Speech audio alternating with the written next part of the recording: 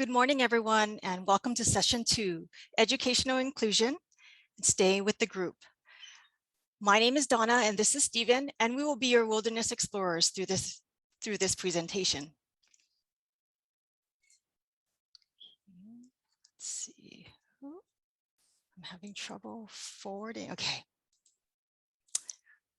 I just wanted to review a few golden rules while we're on the Zoom conference. First of all, we are in webinar Zoom format, so your video and sound will be turned off.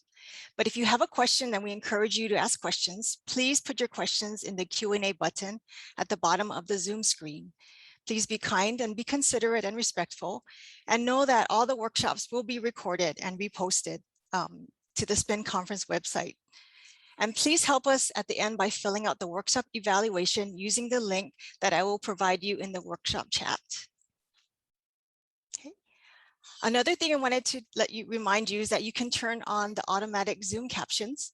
We also have an ASL interpreter for you as well. So what you need to do is at the bottom, you'll see the live transcript button. Click on the up arrow and open up a new window and click on show subtitle, and you will see that on the screen. You can also turn off the subtitles by hiding it as well. At the end, I will put in this link for you to fill out the Zoom evaluations. Okay.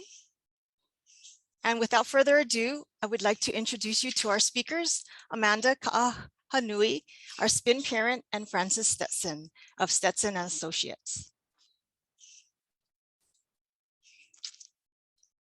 All right. Aloha, everyone, and thank you so much for joining us for an inclusion workshop about educational inclusion. Stay with the group. We are so excited that you're here to join us today. So let's get started. All right. Can I get a thumbs up from my team that you can see my screen? Excellent. All right. Thank you so much, everybody. Today, we're going to be earning your Inclusive Education badge, your SPIN badge. So after you watch the workshop today, you can cut that out of your badge paper and pin that on. We're excited to have you. See how many badges you can collect today. Here's what we're going to be discussing today in our workshop. We're going to be talking about what is inclusive education and what the benefits are for all students. When we talk about inclusion, it's not just for students with disabilities. Excuse me. And we're also going to talk about what IDEA says about inclusion and how Hawaii Public Schools are ramping up their inclusive school programs and what kind of strategies can support inclusive practices.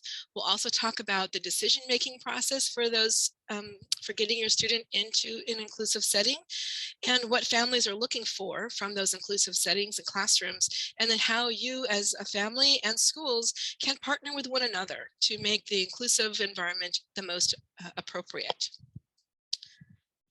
Excuse me. So I'm going to turn it over to Frances, and she's going to talk to you about what inclusive education is. Good morning, everyone. It's a pleasure to be with you.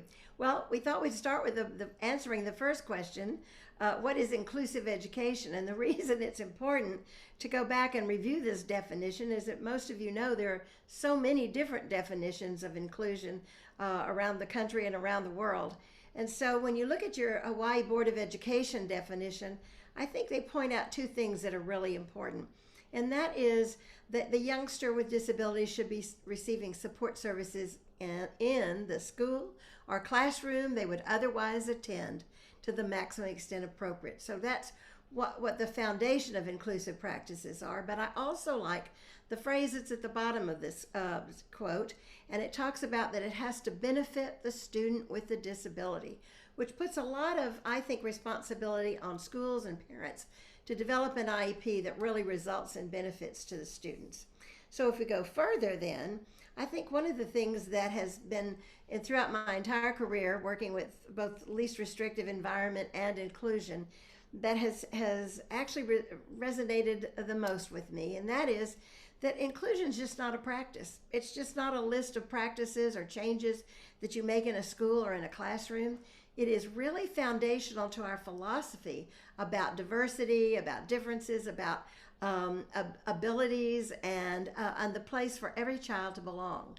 And so in order to really make progress in implementing inclusion, a lot of our work has to start with basic philosophies about the way that we view school and its purpose for every child. So one of the things I would call your attention to in the Stetson and Associates quote that's on the screen is that we've spent 50, 60 years organizing children around their label or the place, the classroom we think they go to, or looking at ratios or numbers for how many kids can be in a certain classroom.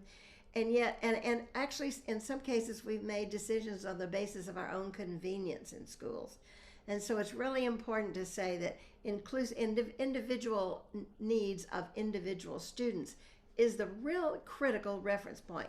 All the other pieces of that in that phrase, labels and places and so on, are absolutely not only not important, but they're not relevant or even legal in making decisions about children's placements. So when we go further in looking, one of the things that I think this is very helpful for parents to look at, and that is the what are the legal and what are the best practice standards for looking at inclusion and inclusive practices. So as parents and as educators, when we go into an inclusive school, we ought to be able to see the attention to these issues. First of all, the placement should be beginning with a consideration of the general education classroom first. We often jump instead to places that are down the hall because we look at the disability label. So we really do have to think in our heads and in our hearts about beginning with the general education classroom. And then our decisions forward are about how we make that appropriate. And for some students, there will be some part of the day perhaps where they may need something that's delivered outside of that classroom. But we always start with the general education classroom. And we often review the possibility of even adding more time to that youngster's IEP in their school day inside the general education classroom. So that's our standard. The other thing that I think is important, and I feel sort of sad about it in a way, and yet I think it's something that we have to grapple with, and that is, generally speaking, I think one of the most serious issues around children with disabilities is the low expectations that we have for them. You sit in an IEP meeting and you find that there are low expectations about what they can produce, how they can perform, what they're quote unquote ready for. And so I think inclusive practices, when you're really seeing those in place, you see very high expectations for individual students. Now I'm going to jump up to that pink crayon for a minute and talk about the curriculum. It's really critical, and we've seen such incredible movement forward for our youngsters when the curriculum they're offered is the same curriculum as those for their non-disabled peers. In the past, we've had puzzles and alternative curricula and a variety of resources available in the classroom that didn't have much to do with the general education curriculum. And so for a number of years now, we've talked about the rights and the needs for our children with disabilities to operate within the same curriculum that's the general education classroom. Now, that takes me back to the orange crayon. What are they taught is that pink curriculum, that they should be taught the same curriculum as everyone else. But when you look at the orange crayon, it also says, all right, within that curriculum, we really do need to see instruction that is, if at all possible, standards-based for those youngsters, which would be the general curriculum. And the reason that's important is that when we stick to the general curriculum and standards-based opportunities for children, we see them at a very far down the road when they graduate, rather than, in some cases, revisiting the same IEP they've had for a number of years. So that's really critical. And then, again, decisions. The only legitimate decision, in my view, for a child in a school, and particularly if they have an IEP, has to be an individual decision. Doesn't matter what other children with the same disability perhaps are receiving, it's what that student needs to receive. So when we're really individualized in our decision making, again, we see great progress for children. And then here's something I think is really important to mention. In an inclusive school and classroom, you have to see that those supports that we determined, parents and school educators in that meeting for an IEP, that those supports are are identified. What does this child need in order to be successful? And then that they're in fact provided. So those are some, I think, excellent standards for looking at classrooms that are truly inclusive. Amanda? So we're going to talk a little bit about the instructional benefits of inclusion and the inclusive education. Differentiated instruction is when you're using different ways to get your point across. It might be manipulatives, it might be using the design for learning concepts. You know, some kids can do a poster, some kids could do a PowerPoint, some kids could do a play.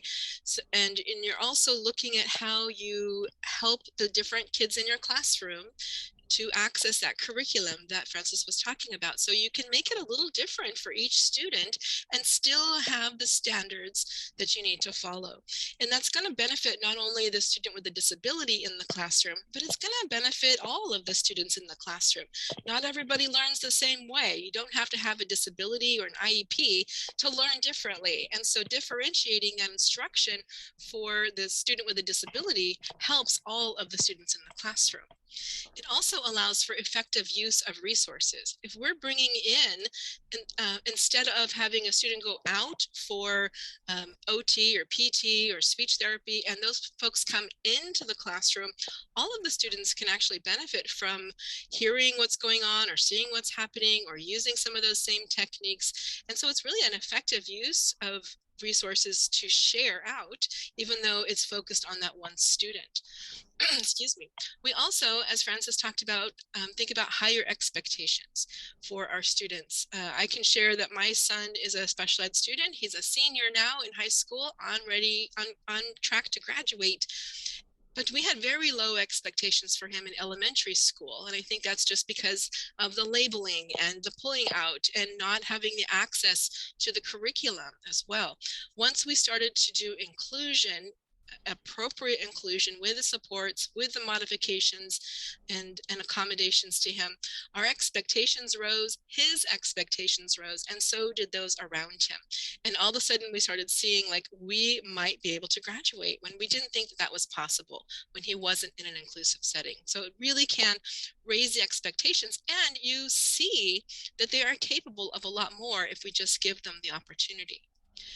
Peer-to-peer interactions is so important because this is where we get the student with a disability and the students without a disability together in the same place. And kids are very accommodating. They're very welcoming. They don't know if something is, you know, quote unquote wrong or weird unless adults are saying something about it or if we're treating them differently. So by allowing our students with disabilities and without disabilities in the same place together, they learn to live together. They learn to learn together, and they take care of one another.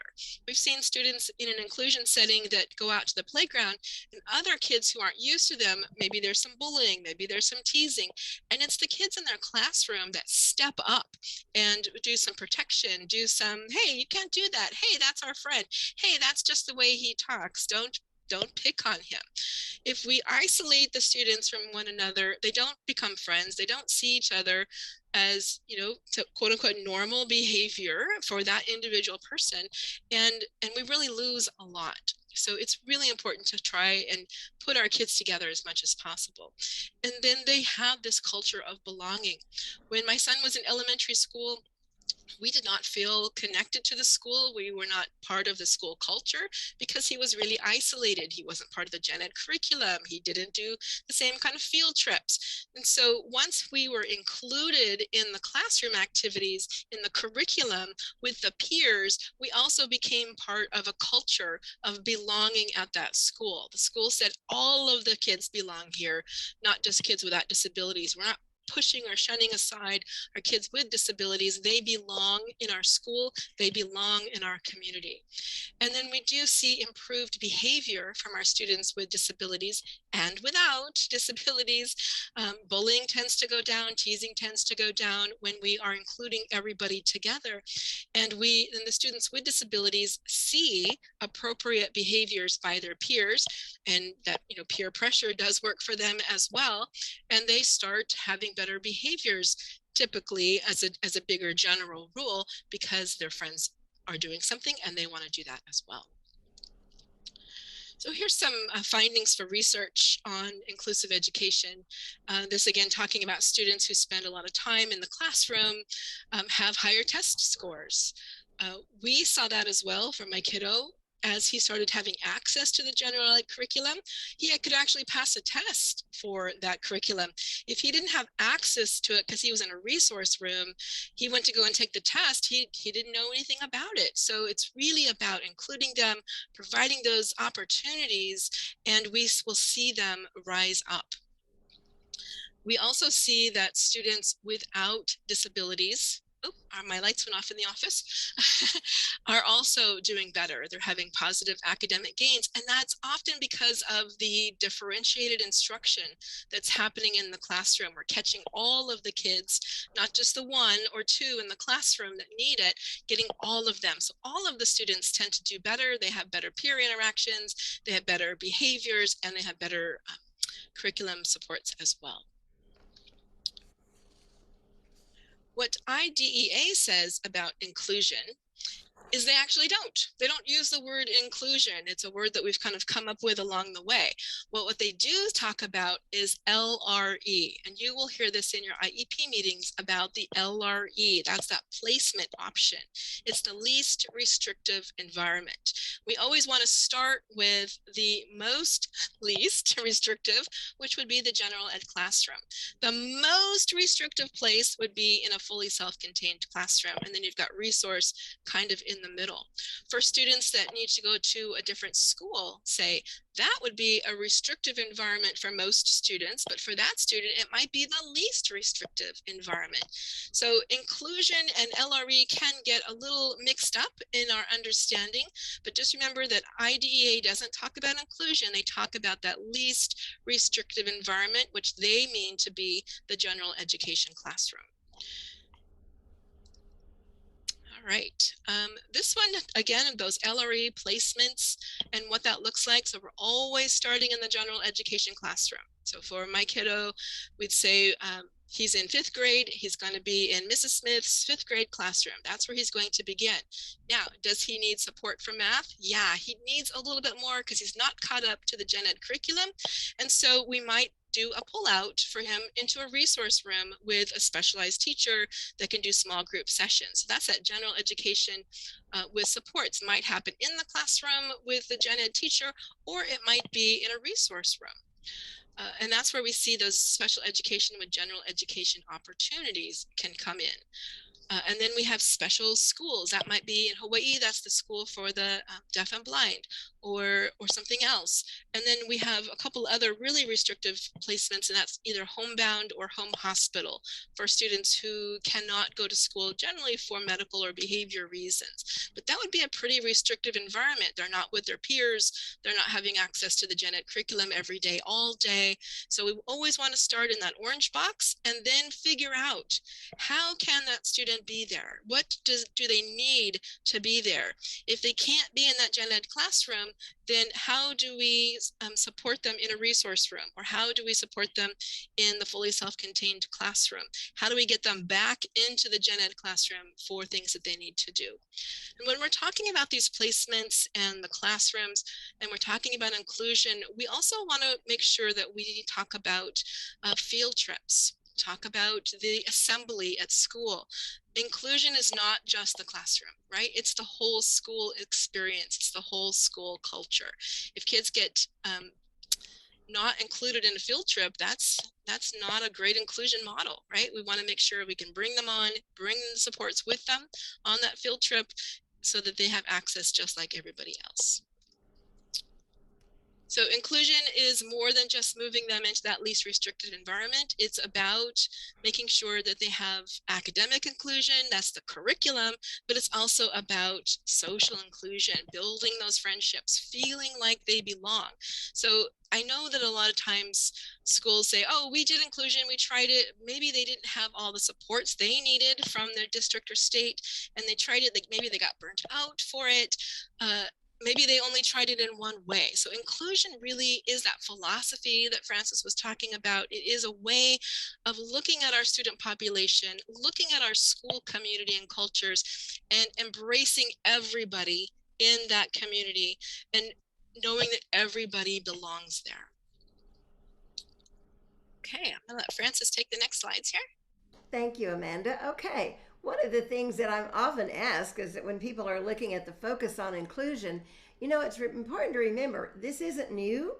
We have been working toward better statistics for our least restrictive environment settings. For example, the higher the percentage, and the standard for our national work is 80% of children should spend 80% of the instructional day inside the general education classroom.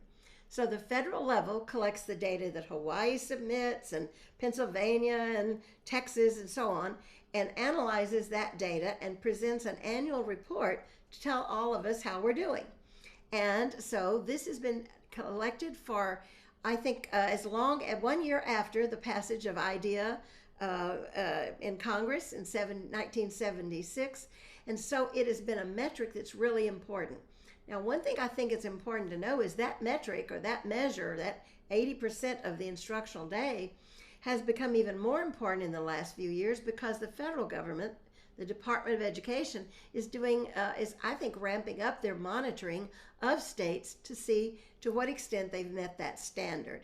And so all states that we're working with are comparing themselves to that 80% standard.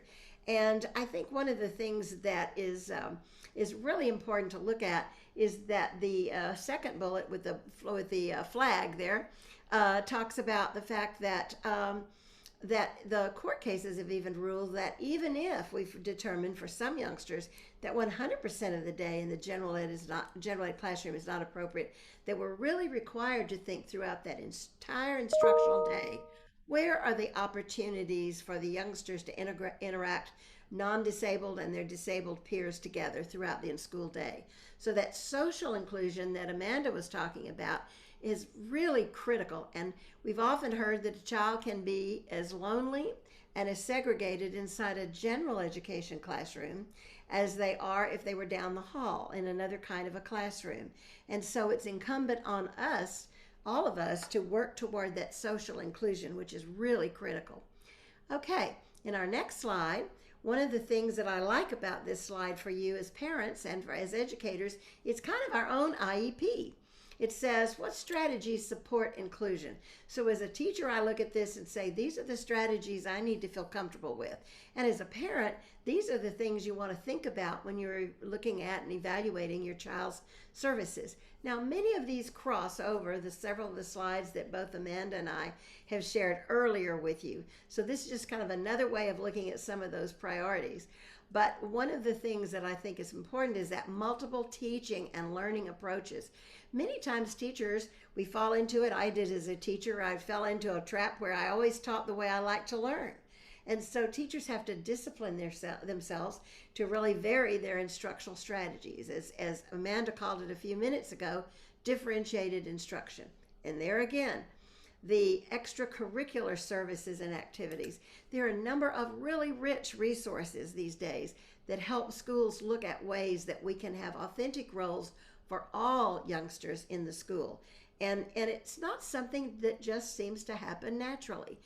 And that's something I think that we all have to think about. What are we purposefully going to do in our schools and in our communities to make sure that those youngsters have those rich and appropriate and authentic relationships? Well, one of the things also that I guess as I've looked back over my career that's been one of the biggest barriers to really successful inclusion is the fact that there's often been a loss or a lack of good training for teachers and principals, the limited professional development for them. And so very often when I talk with teachers that are not successful in implementing inclusion, what they'll say to me, or what I'll observe, is it's not that they don't want to, it's that they don't know how to. And so that's a major piece, I think, of our puzzle in improving services for all children. Of course, flexible grouping. Imagine many of you in our audience today can remember that perhaps when you and I were in school, and I was in school a long time ago, that the seating arrangement was stuck in little chairs, and we either watched and listened to the teacher, or we did our individual work at our desk. And so this is really exciting, this opportunity to flexibly group children. in individual work is still appropriate, but paired children, youngsters who work together or small group, and even whole group, but to see those different opportunities throughout the school day for interacting with peers. Well, of course, you agree with me that family engagement is absolutely critical. These are your children.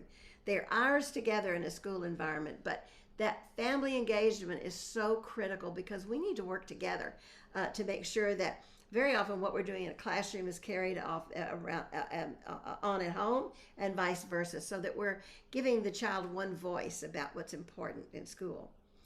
I don't want to reiterate the rest of these. It's kind of reinforcing some of the messages that we've already shared with you. But I want to move quickly to something that this is one of my favorite subjects. So this is something that we teach every teacher, and we also, whenever we have a chance to work with parents, we want to take this topic up. These are two terms that you've certainly heard before. In fact, you use them yourselves. But I think very often we've seen that educators can quickly confuse these two terms. And it's critical, one, to know the true meaning of each of these terms and how they're different. And the second thing is important to know is you always start with an accommodation. You never move to a modification if it's not necessary, if an accommodation will do.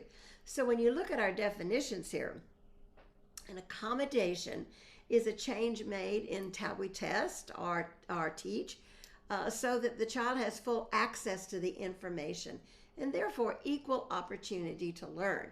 So this isn't changing what the student is learning, it's changing how they're learning. I myself, I'm a totally visual learner. If the only way you teach me is auditorily by speaking to me, I guess I'd probably still be back in kindergarten because I have to see it. I've got to see it on the page. I've got to see it on the board. I've got to do my own accommodations for myself as an adult today so that when I prepare for something like this presentation, I have visuals that support me. So all of us need to know a whole host of accommodations that are relevant for our own child or our students in our classrooms. Because the beauty of this is we're not changing or lowering our expectations and changing or watering down the curriculum.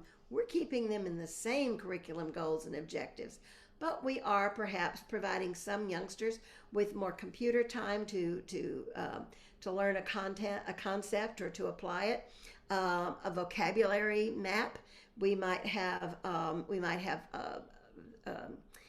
more visual observations. For example, when we teach math, we use a lot of manipulatives and graphic organizers. That's my favorite for myself. But none of those things change what the child is learning.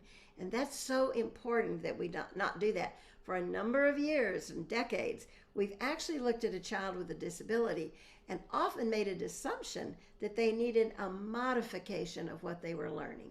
A modification is appropriate for a number of our youngsters, and we should use a modification if that's what's necessary. But we always start with the accommodation. So let's look quickly then at the definition of a curricular modification.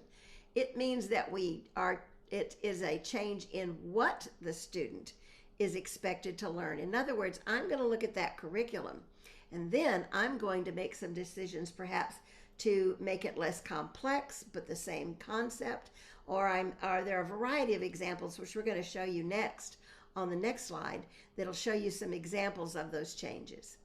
So remembering that accommodations are changing how the student learns the information or is tested. Here are several different categories of those accommodations. How we present the information. Many of you today are watching an ASL interpreter. Many of you are appreciating the script across the bottom because you're such a visual learner. So the presentation options that we're even using today are varied for different learning styles in the room. And so another accommodation is, again, we're not changing what the student is learning, but we're actually just giving them more time to take the test if they need the time, and to process directions. And maybe some of our children need frequent breaks. Not one of those on that list has changed the opportunity for that youngster to participate in on-grade level standards-based curriculum. Now, on the right side of this slide are some examples of when simply changing how a student learns or is tested is not enough, that the child is missing some prerequisite skills that are necessary within the curriculum for them to move forward and master the content. So look at the ideas under curricular modifications. This is entirely appropriate for those youngsters who require it. And thankfully in my career, I see a lot of youngsters that need a modification at first in their instruction, and with accommodations quickly move to mastering that content and are just simply able to rely on accommodation. So looking here, we may use a different grading standard. For example, for some of our youngsters, it might be pass-fail instead of the A, B, C, or the 92 versus the 74 as a grade. So it might be pass-fail. We might take the curriculum standard and reduce some of the benchmarks that are very high up on that continuum of learner objectives, so that we give this youngster a first chance at some of the easier ones, and we'll grade them against that. There are some things that we do when we take their materials and individualize them. We might lower significantly, for example, the content or the complexity of the content. Let's look at another slide that gives us even more examples. For a lot of our youngsters, rather than having them write the answer, they know the answer to a question, but we allow them to verbalize it. Just tell me the answer to this question, because we're testing their knowledge of that content and not their writing skills at this point. So these are things that really accelerate a child's learning. You can use a spell checker. I don't know many adults today that don't use spell checker, and then certainly typing or recording. And then I think there's a lot to be said for some of our youngsters, in fact, many of them, for changing the setting in which they're, the setting in the classroom. We may give them preferential treatment near the teacher or near a buddy that they learn best with. They may get to take their test in a small room or a private room so that they're not distracted. When you then say that, again, these didn't change what was learned, but how they were able to learn or to be tested. When you look at the modifications now, we can give, now remember here we're going to change what they're learning, different assignments and alternative projects and so on. But again, I'm primarily changing what the child is learning. Now, let's go to the next slide. This is my favorite slide. It's something that our firm has brought to Hawaii, and it is I think it's magic. I really think it's magic. It is a decision-making process that you as parents and educators both are part of in an IEP meeting and in conferences. So this is a hierarchy, and this keeps us having high expectations for youngsters and not reducing their content or their curriculum any more than absolutely necessary, or if at all. So the first question is, look at what the other youngsters are learning in the classroom. What's the teacher teaching? What's the on-grade level standard? Can the student participate in that lesson or activity without additional support? Yes. For many of our youngsters in particular subjects, they're very strong. They learn it exactly the same way their peers do, and especially if their teachers are differentiating the way they're instructing. But if the answer is no, the child cannot participate in that lesson without some additional support, where's the first place we go? Just to considering accommodations. We don't want to drop down to modifications. So accommodations, are there ways that, and you saw those examples, we could change the way that they are learning their material, their text to speech. They might listen to the text rather than reading it if they're not reading on grade level, but they're understanding on grade level. So we look at accommodations. If that's not sufficient, then we drop down to the next choice. Would this child be successful in that general ed classroom if we modify what they're learning? If we provide a little easier set of standards within that curriculum of what is being taught? Same concept, but perhaps less complexity. And then if with that in mind, you see how nice this is? You simply go to the next step and make decisions. And then on an IEP, you write what those decisions are. And then for many of our youngsters, is assistive technology needed as well? If so, we write that in. And then for a number of our youngsters, will behavioral supports be needed? Do they need a contract? Do they need rules on the board? Do they need frequent reminders? Are there behavioral supports that are needed for those youngsters? And then finally, and this is an important one, are personal supports. And that's where we get into the staffing for inclusive schools. So this is a really great sequence that I hope that all of you can use in your conversations and planning for your youngsters in inclusive classrooms. Amanda? Thank you, Frances. I love that slide as well. It's really helpful as we're going through the IEP for my son to think about each of those steps. And I love that we start with, he's going to be in the gen ed classroom, he's going to be with gen ed curriculum and his peers, and then how do we make that happen? I love that slide. Thank you. Okay, so we wanted to share a little bit about what families are looking for from inclusion.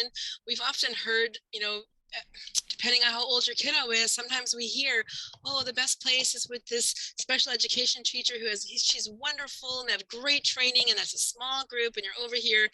And we hear that so much that we believe that that's the best place for our kiddo. But really, when families start thinking outside of that and thinking about inclusion and thinking about school community, they start rearranging how they perceive their child to be in school. So they start thinking like, I do want appropriate role models for the kiddo. I do want them to make friends with kids without disabilities as well. I want them to have better opportunities to practice their skills and communication. My son's behaviors didn't go down until he was in a gen ed classroom with peers who looked at him and said, what are you doing? And he stopped doing it because he wanted to make friends and have those peers look at him in a nice way. And develop those friendships with them. We wanted them to have the same access to curriculum. We didn't want him to have too many modifications to that curriculum. We really did look at a lot of the accommodations, and sometimes we did have to change. When he wasn't reading at grade level, we could get books at his reading grade level, and that would modify some of the stuff that he got. But we relied a lot on those accommodations by having that same curriculum. And then that school community, I just cannot stress it enough how we felt so outside of that school community when we were not included, and how we felt really involved in our school community. I felt like my kid was a student at the school once he was more in an inclusive setting. And you do have that right under IDEA to have your child educated in the least restrictive environment. So we're always starting with that gen ed and then figuring out what they cannot do or what they need supports to do, and moving down that list there. For families that want to partner with a school, maybe your school is not yet ready. Maybe they haven't had the training with Stetson, or our districts and states are ramping up training to get that training to all of our schools eventually. But what if your school's not there yet? Or what if they're not quite ready? Well, talk to them about it. Talk to them, your principal, talk to your teachers. How can we get my kiddo into the gen ed setting more often? How can we get them access to that curriculum? How do we get them on the next field trip that's going to the zoo or whatever that might look like? So really have those conversations, build relationships with your teachers, with your principal, talk to other parents and see, how did you get your kiddo in there? Call organizations that are supporting families like SPIN, like LADA, like others. Parent organizations are really helpful because you can talk to families and say, how did you do that? It might not work exactly the same with you, but at least it'll start to give you an idea. I think we get stuck sometimes in our silos. We're really isolated at times as parents, and we don't know what other folks are doing or how they got something done. And we want you to also remember that inclusion is not an all or nothing thing, right? The department does want to report to the feds on how we're doing with inclusion. And they do that by saying, are students spending 80% or 60% of their day in an inclusive setting? But But that's on the DOE side, that's with reporting side, because we're trying to ramp this up, we're trying to do better for our students. But it does not have to be all day in that gen ed setting. It doesn't have to be all day in, if you're a high school student, you don't have to be in all the classes. If you've got a student that really loves to run and play, get them in that PE class, right? Work with them to make sure that they can adapt that PE setting. If a student really loves history and they're a high school student or a middle school student, maybe they're not on a diploma track, maybe they're on a certificate track, but they love history. My goodness, get them into the history class. They're not taking it for a grade. Let them in there, let them enjoy it, experience it. Even if they are taking it for a grade, we want them to have access to as much as they want or as much as they need, but it doesn't have to be the whole day, right? If your Keiki loves music, right? Get them into band, get them into choir, get them into the singing classes, even if they spend the rest of their day in a fully self-contained or resource room. So it doesn't have to be all or nothing. Figure out what could work for them and see what kind of improvements you might see and expand on that. The other thing is to talk to your child about being in inclusion. If they have been in a restricted environment, a fully self-contained or resource room for part of their or all of their academic career, they will probably be very nervous going in with the gen ed kids as well. They've never been in there before. So talk to them about what that can mean for them, how they can make friends, how they learn new things, how the supports are going to come to them, that they're not going to be alone, they're not going to be left on their own, and let them know that we all want them to be successful. The world is not divided into non-disabled and disabled. We work together, we live together, we shop together, we play together, and really these things should start in school, not only for our kiddos, but for all kiddos.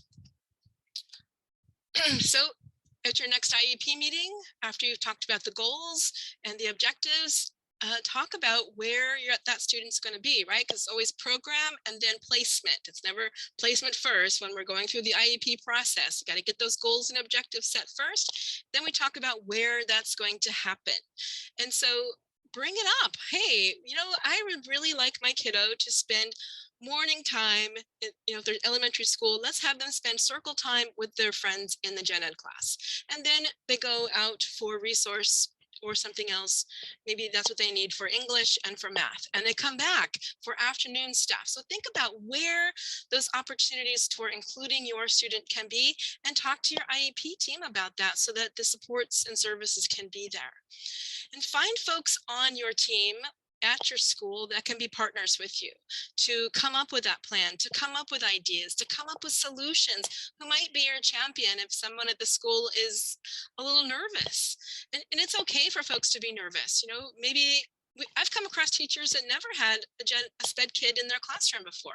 They'd always had the gen ed students. SPED kids went over there, and they were a little hesitant when we said we want the kiddo to come here, and they weren't being concerned or worried because of my kiddo. They were more concerned about their own training. I wasn't trained for this. I don't know what I'm supposed to do. What if something happens? What if this or it's okay for them to feel that way. That's what the training is for, right? That's where Stetson and Associates have come in and provided this training, and we're ramping this up. So just talk to your team, talk to folks at your school, let them know that's something you want to try, talk to your student, have them advocate for themselves, and partner with your school and see what you can do with them. We put some resources here for you. This slideshow will be available. You can download it on the workshop page, so you can see these and click on them as well. All right, I'm going to stop share. We're about 11:05, which we're pretty good, about 15 minutes that we've got time for some Q&A. So we'll have Donna unmute and ask some questions here. Thank you, Amanda and Francis. That was really informative. I learned a lot, actually. And I actually have some questions that I wanted to pose to you. I know you talked a lot about, the schools having these programs. So I think one of the questions that came up was, What if a school does not have, a school within their district does not have the inclusion in their school? Is that a reason, justification for a GE, a geographical exception, to a school that doesn't, that has that program? Francis, you want to start with that one? Well, I'd love to. Inclusive practices are now a basic understanding of a quality program and a legal program.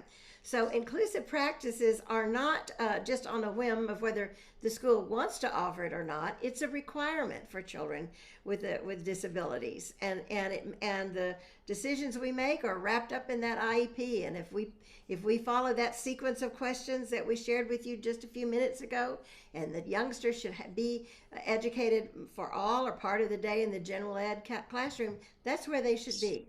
So it's not optional. Absolutely. I'm gonna say yes, that's right. If we do hear that sometimes, I work at SPIN, and families will call and say the school said that they don't do inclusion. Well, we need to have another conversation with the school, and we might need to bring in some folks from the district, and we might need to bring in some folks from the state, and figure out how we are going to work on an inclusive setting for this student. Your kid might be the first one at the school, but they probably won't be the last. No. So talk to your team, talk to your school. If you're finding a barrier at your school, then reach out to a parent organization like SPIN or LDAH or others, or reach out to your district educational specialist. We have them in every district, and they are responsible for helping our SPED families, our students, and our staff at the schools to make sure we're following the rules, following the laws, and making sure our kids have the most appropriate placement. So yeah, we don't do that here is not something that you should hear. If you do, we'll find a workaround around it. Okay, thank you, Amanda and Francis. You could do a GE, yes. The question, should I do a GE? You could ask for a GE, but GE is going to take you out of that home school, right? Your home school, your neighborhood school, that's where, if you have siblings, that's where they're going. That's where the neighborhood friends are going. So if you don't have to pull them out of their neighborhood school, that's all the better. People often ask us at SPIN, what's the best school for my kid to go to? I'm moving to Hawaii. And we say, your neighborhood school is the best school. The school that your child would go to in their neighborhood should be the best place for your kid to go. And if it's not, then we need to work. We've got some work to do, but we are willing to work with you and make that happen. Okay. Thank you. Thank you so much. Let's see. Another question I have is from one of our attendees is, could a modification be providing curriculum above grade level to meet the student's academic need? Many of the students I work with in early elementaries are having difficulty with inclusion settings because they oftentimes get bored and challenging behaviors follow. Example. Yeah. Amanda, you want to take it, or should I? You go first. Okay. All right. Yes. In fact, that's what I love. A modification has always been thought of as a way to water down the curriculum, to make it really easy. Actually, a modification, remember the definition, a modification is a change in what the student is learning. So you can just as easily water up the curriculum, if that's an appropriate statement, so that you add more challenge. And that's why I think I want to reinforce why all of this planning has to be individualized. If a child has mastered content and is ready to go on, then that's exactly what we need to do for that individual child. And there'll be others in most every classroom that will be in different places in the curriculum. And so it's a great thing to water up, and it goes back to Amanda's comments about differentiating instruction. That's why teaching is a pretty tough job these days. You have to be skilled at being able to provide instruction at different learning levels and for all the youngsters in the classroom. Absolutely. And I would say that the expectation that you're having a student with a disability come into your room, right? The first thing we might think of is, oh, now I've got to differentiate, now I've got to water it down. But the reality is that some kids have a disability and they don't have a learning disability per se, right? Maybe it's a behavior challenge, maybe it's ADHD, and maybe they've got some dyslexia going on, but they can read at a higher level if they have the right supports, and they can do stuff at a higher level. So it might be that student needs to be in an AP class, right? So it's thinking about what that student needs all the time, and how you access it. It might not be in your classroom, it might be in a different classroom. So just be thinking about, not all students with a disability need to have their information watered down a little bit. That, yeah, it could be watered up. I like that term, Francis. Thank you, Amanda and Francis. I wish I had that. I wish I had this information while my child was actually in elementary school, because I feel like, sorry, that things were sort of the curriculum was so strict that there was no way to make any kind of changes. And I feel like I'm so glad you folks are here sharing this information to everybody, because I think this needs to be out there. Thank you so much. And I'm so, thank you for sharing that. You know, it's not about necessarily watering down things, but maybe the challenge there actually needs to be stepping up, and I really appreciate it. Okay, let me see what else I have here. These are really great questions.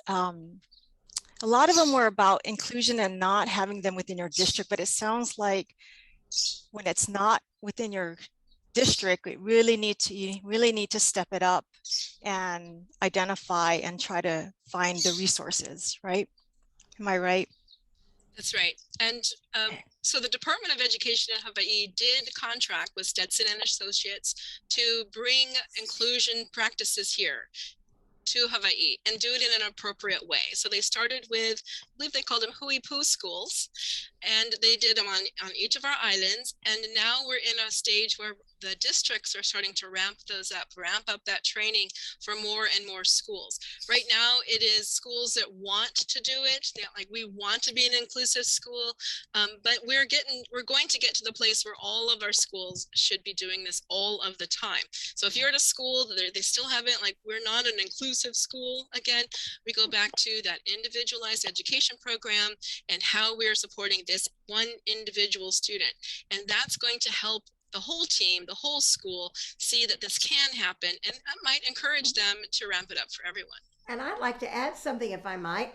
The State Department has done a really good job of building capacity so that when we're no longer here, you have trained personnel who can replicate this training, and the on-site technical assistance and the coaching in the schools.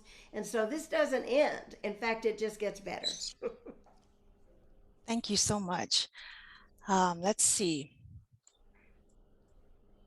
Okay, one of the questions I have here from a participant is, so fascinating learning in the seminar. Thank you. I want to ask, is the intention for initiating LRE because they didn't want this DD's children to be labeled as different, and because they had to go to a special ed class, or is it because they wanted to try to make a disabled child as regular as possible? Oh.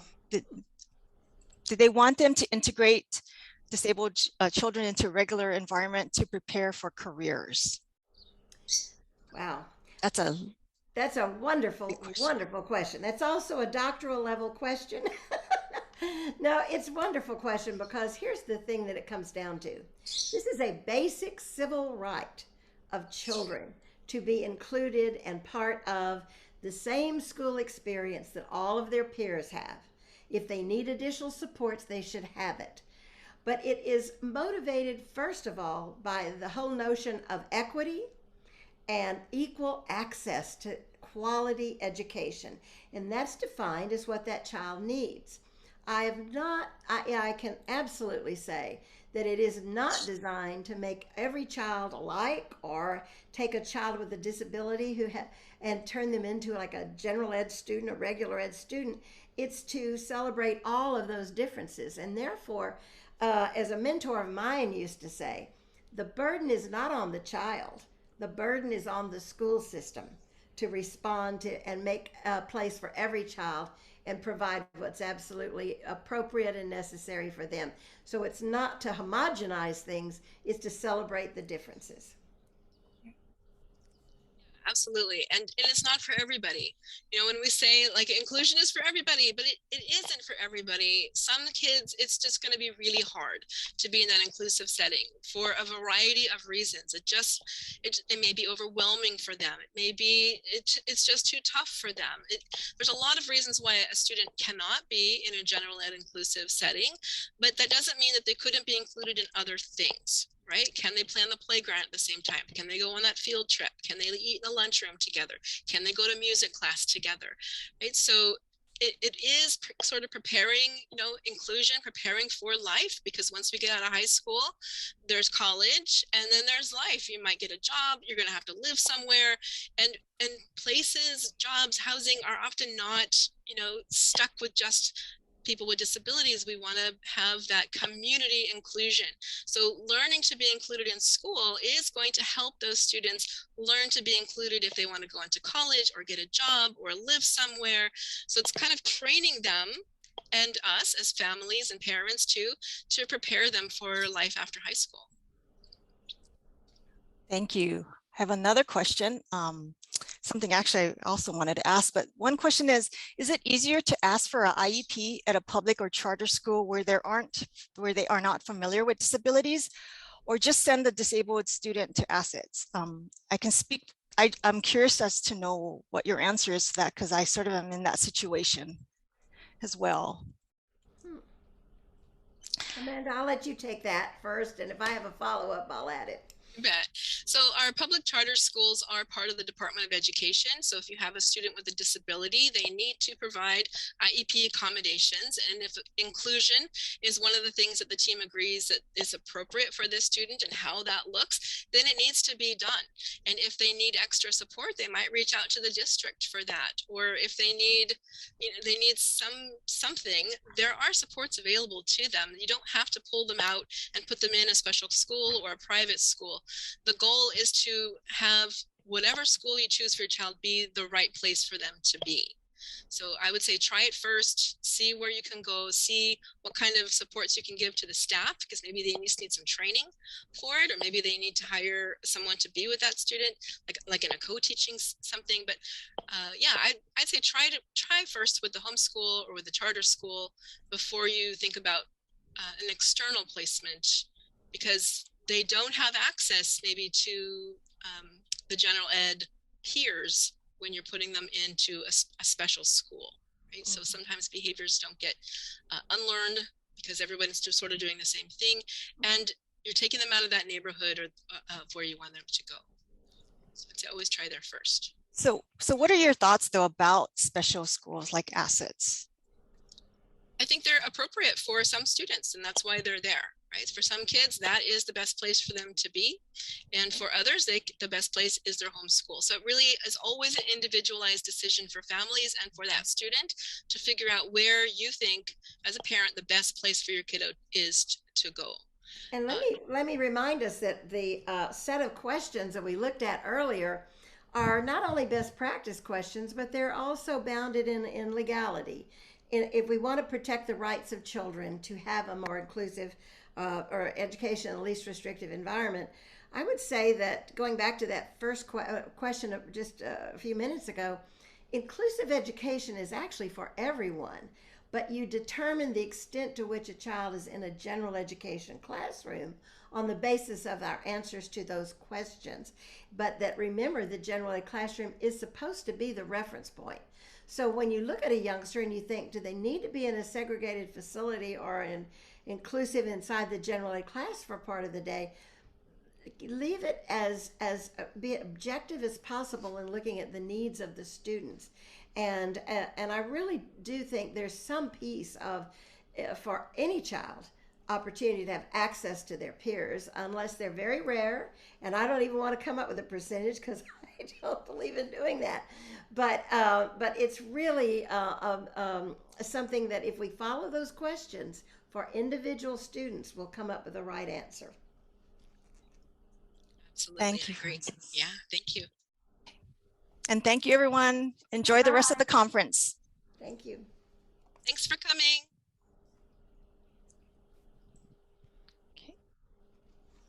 Bye, everyone. Bye. Bye-bye. Great job. Wonderful presentation.